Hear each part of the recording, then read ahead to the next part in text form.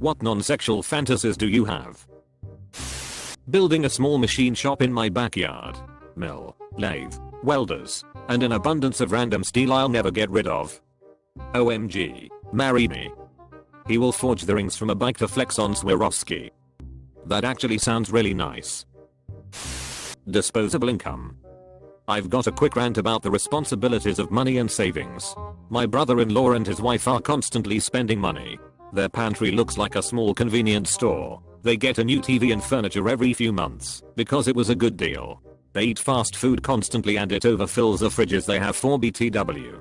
Also they keep their house at 65 degrees. Meanwhile my husband and I save all our money. We live very humbly, have one TV in the house, cook large meals, and have leftovers for the rest of the week.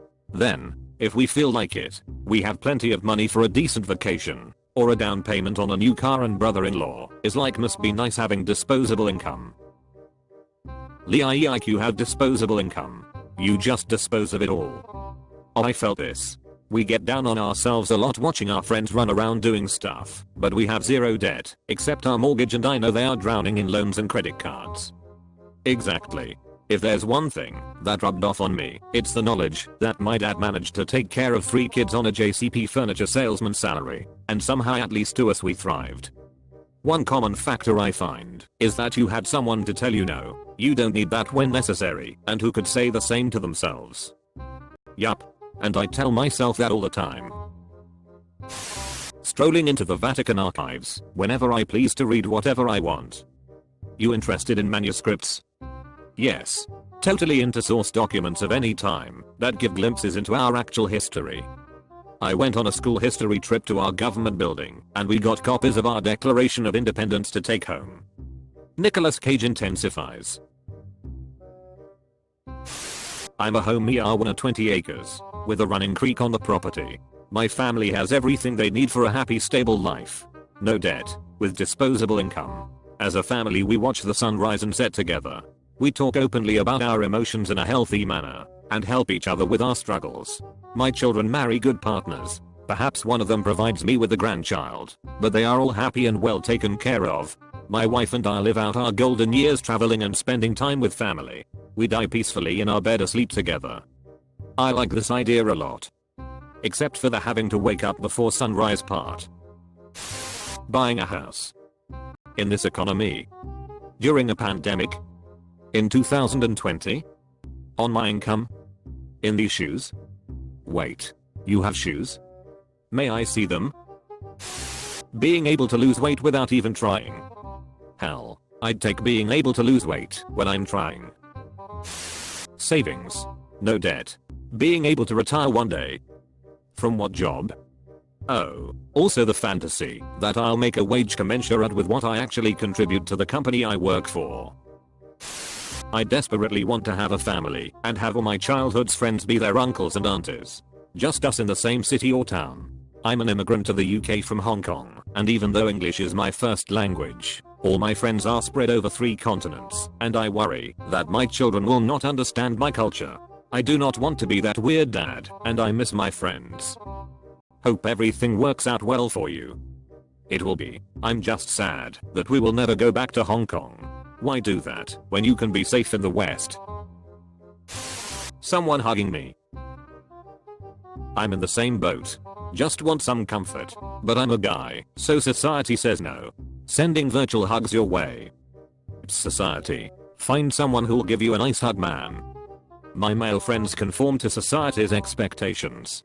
I don't have any female friends that would be this comfortable with me.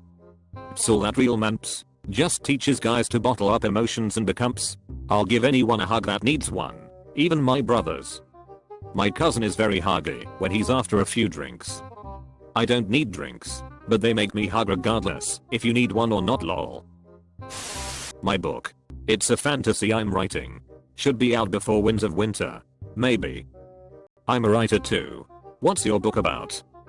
First, what's your story about?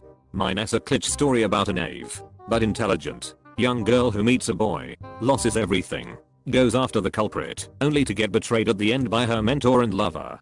No gods, no religion, but the planet has 13 moons and is post-apocalyptic. There's a coup and a war, and she gets godlike powers. It's seasoned with a bit of satire and calling out to dumb cliches. Like how the main character knows she's gorgeous, but has crippling anxiety and hates the attention. I started writing it because I'm sick of all these cookie cutter stories. Same formula, same story, only to realize I'm falling into the same trap. Still, I have a few tricks up my sleeves. Google Zoo hypothesis for hints. I'm working on 2 short stories at the moment. I don't have the energy or the skills to write books. First is your typical treasure hunter novel, but instead of a group of adults, it's a grandma and her grandson. Second is an alternate universe where every time you lie it shows up as a scar on your body. We follow the protagonist from secondary school as he tries to navigate the morality of this, as well as love, loss and mental health struggles. Those both sound really fun. A lot more original than what I'm writing. I get all my ideas from writing prompts that I find on the internet. Oh, that's cool. I get all my ideas from artwork I see. A day where I don't have to do anything. No laundry, no work, don't have to mow the yard or do dishes, etc. Food will be delivered. I can just lay on the couch, browse Reddit and Twitter, and just enjoy the silence. I've done that for 5 months now. Edit. I spread out tasks, so I at least have something to do. Like say I go hit a drive-thru for dinner tomorrow and think about hitting the grocery store on the way. I'll do that tomorrow. Oh, and mail out that Amazon return. I'll do that the day after. Other than that though, I've spent on average like 14 hours a day doing 100% nothing. Last night I saw a /r/videos post about when The Simpsons jumped the shark with Homer, which then caused me to Google the top 15 episodes, which then made me not notice 2 of them, so I had to watch those. That's sort of how my days go, just full on randomness. Holding hands and cuddling with someone. This hits me in the feels. Sending virtual cuddles. Have that perfect day by doing a bunch of different things with someone I can connect with on a deep level. Having a boyfriend again. Not even a specific person. Just someone. I miss the conversation and the cuddling. Watching movies and playing video games together. Cooking together. Going places together. Just in general learning about another person in that way. It's been almost 4 years. And now the whole pandemic thing. Sometimes I wonder if it's ever gonna happen again. Edit. Spelling. I haven't had an actual relationship since 2013. I've been on dates. Met some really cool women. But nothing ever clicked for me with any of them. It sucks because all of those things that you listed are the parts of being in a relationship that I'm good at and enjoy. But to get there you have to get past the awkward "do we both see this going anywhere" phase, and I hate that. I'm naturally shy with most people until I get to know them, and I'm usually quiet because I don't want to put my foot in my mouth. Apparently, this comes off as aloof and uninterested. I just want to be a boyfriend again. Ick now? And after 7 years of not going more than a couple of weeks dating someone, I'm starting to lose hope that I ever will. Anyway, rant over. Best of luck to you. I hope you find the right person for you. My dad was single for almost 12 years after my mom passed, but he is now with someone new, and he's happier than ever and getting married in a year or so. Best of luck. Actually having my life together. I'm a mess. No one has their life together. A bathtub that is deep enough the water covers my boobs and me knees, and is long enough I can lay flat on the bottom. I was staying in corporate housing for a while and the apartment I was in had a bathtub big enough that I could lie flat on my back without bending my knees. I'm 6 feet 2. I took a bath every goddamn day. Turns out my husband's death was a terrible accounting mistake by the hospital and he just comes home one day after his amnesia clears. No, I'm so sorry for your loss. Nico Hulkenberg winning an F1 race. He said non-sexual. Happy cake day. Thanks. Spooning and cuddling. Guys need love too.